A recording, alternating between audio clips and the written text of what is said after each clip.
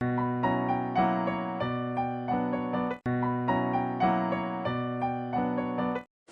श्री परमात्मा नमः। श्रीमद् भागवत महात्म्य चौथा अध्याय गोकर्ण उपाख्यान प्रारंभ। ओम श्री परमात्मा नमः। श्री व्यासदेव जी को प्रणाम, श्री सुखदेव जी को प्रणाम, श्री नारद जी को प्रणाम, श्री परीक्षित जी महाराज को प्रणाम, सूत जी महाराज को प्रणाम। चौथा अध्याय श्रीमद् भागवत महात्म्य का गोकर्ण उपाख्यान प्रारंभ। सूत जी कहते हैं, मुनिवर, उस समय अपने भक्तों के चित्त में अलौकिक भक्ति का प्रादुर्भाव हुआ देख भक्त वत्सल श्री भगवान अपना धाम छोड़कर वहां पधारे। उनके गले में वनमाला शोभा पा रही थी। श्रीअंग सजल जलधार के समान श्याम वर्ण था। उस पर मनोहर पीताम्बर सुशोभित था। कटी प्रदेश करधनी की लड़ियों से सुसज्जित था। सिर पर मुकुट की लटक और कानों में कुंडल की झलक देखते ही बनती थी। वे त्रिभंग ललित भाव से खड़े हुए चित्त को चुराए लेते थे। वक्षस्थल पर कौस्तुभ मणि दमक रही थी। सारा श्रीअंग हरि चंदन से चर्चित था। उस रूप की शोभा क्या कहें। आहा, उसने तो मानो करोड़ों कामदेवों की रूप माधुरी छीन ली थी। वे परमानंद चिन्ह मूर्ति, मधुर अति मधुर मुरलीधर ऐसी अनुपम छवि से अपने भक्तों के निर्मल चित्तों में आविर्भूत हुए। भगवान के नित्य लोक निवासी लीला परिकर उद्धव आदि वहां गुप्त रूप से उस कथा को सुनने के लिए आए हुए थे। प्रभु के प्रकट होते ही चारों ओर जय हो की ध्वनि होने लगी। उस समय भक्ति रस का अद्भुत प्रवाह चला। बार बार अबीर, गुलाल और पुष्पों की वर्षा तथा शंख ध्वनि होने लगी। उस सभा में जो लोग बैठे थे उन्हें अपने देह, ज्ञेय और आत्मा की भी कोई सुध ना रही। उनकी ऐसी तन्मयता देखकर नारद जी कहने लगे, मुनीश्वर गण, आज सप्ताह श्रवण की मैंने बड़ी ही अलौकिक महिमा देखी। यहाँ तो जो बड़े मूर्ख, दुष्ट और पशु पक्षी भी हैं, वे सभी अत्यंत निष्पाप हो गए। अतः इसमें संदेह नहीं कि कली काल में चित्त की शुद्धि के लिए इस भागवत कथा के समान मृत्यु लोक में पाप पुंज नाश करने वाला कोई दूसरा पवित्र साधन नहीं है। मुनिवर, आप लोग बड़े कृपालु हैं। आपने संसार के कल्याण का विचार करके यह बिल्कुल निराला ही मार्ग निकाला है। आप कृपया यह तो बताइए कि इस कथा रूप सप्ताह यज्ञ के द्वारा संसार में कौन कौन लोग पवित्र हो जाते हैं। सनकादिक ने कहा, जो लोग सदा तरह तरह के पाप किया करते हैं, निरंतर दुराचार में ही तत्पर रहते हैं और उल्टे मार्गों से चलते हैं, तथा जो क्रोध अग्नि से जलते रहने वाले कुटिल और कामपरायण हैं, वे सभी इस कलयुग में सप्ताह यज्ञ से पवित्र हो जाते हैं।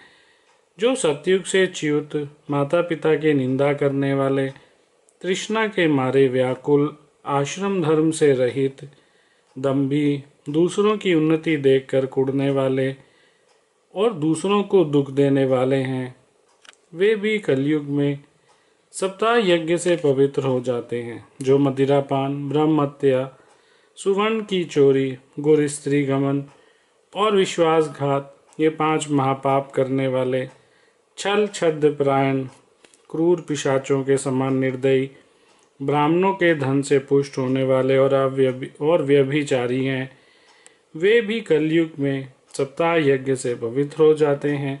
जो दुष्ट आग्रह पूर्वक सर्वदा मन, वाणी या शरीर से पाप करते रहते हैं, दूसरे के धन से ही पुष्ट होते हैं तथा मलिन मन और दुष्ट हृदय वाले हैं, वे भी कलयुग में सप्ताह यज्ञ से पवित्र हो जाते हैं।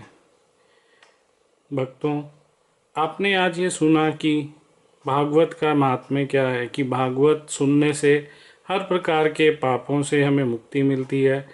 जी हाँ दोस्तों, श्री जी की कृपा से हमने ये गीता जो भागवत का पाठ है ये इसी प्रयोजन से शुरू किया है, ताकि इसके पढ़ने सुनने से हमारे और सुनने वाले सभी भक्तों के पाप जो हैं वो नष्ट हो जाएं और उनका मन निर्मल हो जाए, जिससे में भगवान की भक्ति ठहर सके।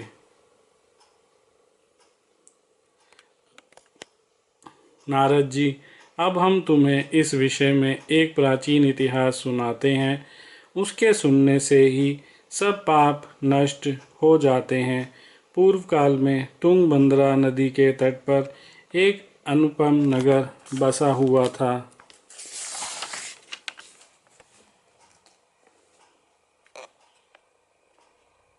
वहाँ सभी वर्णों के लोग अपने अपने धर्मों का आचरण करते हुए सत्य और सत्कर्मों में तत्पर रहते थे। उस नगर में समस्त वेदों का विशेषज्ञ और श्रोत स्मार्त कर्मों में निपुण एक आत्मदेव नामक ब्राह्मण रहता था। वह साक्षात दूसरे सूर्य के समान तेजस्वी था। वह धनी होने पर भी भिक्षाजीवी था। उसकी प्यारी पत्नी धुंधली कुलीन एवं सुंदरी होने पर भी सदा अपनी बात पर अड़ जाने वाली थी। उसे लोगों की बात करने में सुख मिलता था। स्वभाव था क्रूर, प्राय कुछ न कुछ बकवाद करती रहती थी। गृह कार्य में निपुण थी, कृपण थी और झगड़ालू भी। इस प्रकार ब्राह्मण दंपत्ति प्रेम से अपने घर में रहते और विहार करते थे। उनके पास अर्थ और भोग विलास की सामग्री बहुत थी। घर द्वार भी सुंदर थे, परंतु उससे उन्हें सुख नहीं था। जब अवस्था बहुत ढल गई तब उन्होंने संतान के लिए तरह तरह के पुण्य कर्म आरंभ किए और वे दीन दुखियों को गौ, पृथ्वी, सुवर्ण और वस्त्र आदि दान करने लगे। इस प्रकार धर्म मार्ग में उन्होंने अपना आधा धन समाप्त कर दिया, तो भी उन्हें पुत्र या पुत्री किसी का भी मुख देखने को ना मिला। इसीलिए अब वह ब्राह्मण बहुत ही चिंतातुर रहने लगे। एक दिन वह ब्राह्मण देवता बहुत दुखी होकर घर से निकलकर वन को चल दिया। दोपहर के समय उसे प्यास लगी, इसीलिए वह एक तालाब पर आया। संतान के अभाव के दुख ने उसके शरीर को बहुत सुखा दिया था। इसीलिए थक जाने के कारण जल पीकर वह वहीं बैठ गया। 2 घड़ी बीतने पर वहाँ एक सन्यासी महात्मा आए। जब ब्राह्मण देवता ने देखा कि वे जल पी चुके हैं, तब वह उनके पास गया और चरणों में नमस्कार करने के बाद सामने खड़े होकर लंबी लंबी सांसें लेने लगा। सन्यासी ने पूछा, कहो ब्राह्मण देवता, रोते क्यों हो? ऐसी तुम्हें क्या भारी चिंता है? तुम जल्दी ही मुझे अपने दुख का कारण बताओ। ब्राह्मण ने कहा, महाराज, मैं अपने पूर्व जन्म के पापों से संचित दुख का क्या वर्णन करूं? अब मेरे पितृ मेरे द्वारा दी हुई जल अंजलि के जल को अपनी चिंता जनित शान से कुछ गर्म करके पीते हैं। देवता और ब्राह्मण मेरा दिया हुआ प्रसन्न मन से स्वीकार नहीं करते। संतान के लिए मैं इतना दुखी हो गया हूँ कि मुझे सूना ही सूना दिखाई देता है। मैं प्राण त्यागने के लिए यहाँ आया हूँ। संतानहीन जीवन को धिक्कार है। संतानहीन ग्रह को धिक्कार है। संतानहीन धन को धिक्कार है और संतानहीन कुल को धिक्कार है। मैं जिस गाय को पालता हूँ वह भी सर्वथा बांझ हो जाती है। जो पेड़ लगाता हूँ उस पर भी फल फूल नहीं लगते। मेरे घर में जो फल आता है वह भी बहुत जल्दी सड़ जाता है।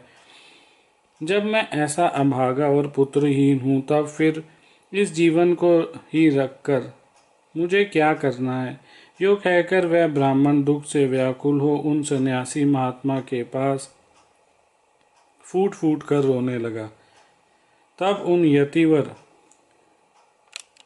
हृदय में बड़ी करुणा उत्पन्न हुई। वे योगनिष्ठ थे। उन्होंने उसके ललाट की रेखाएं देखकर सारा वृतांत जान लिया और फिर उसे विस्तार पूर्वक कहने लगे। सन्यासी ने कहा, ब्राह्मण देवता, इस प्रजा प्राप्ति का मोह त्याग दो।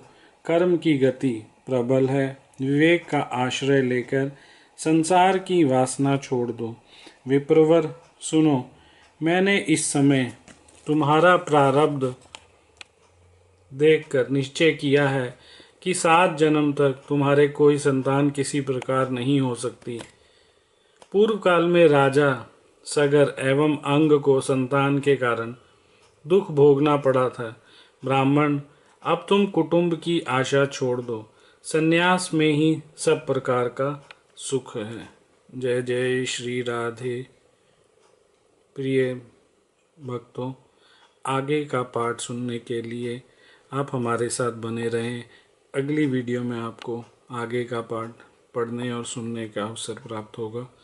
जय श्री राधे।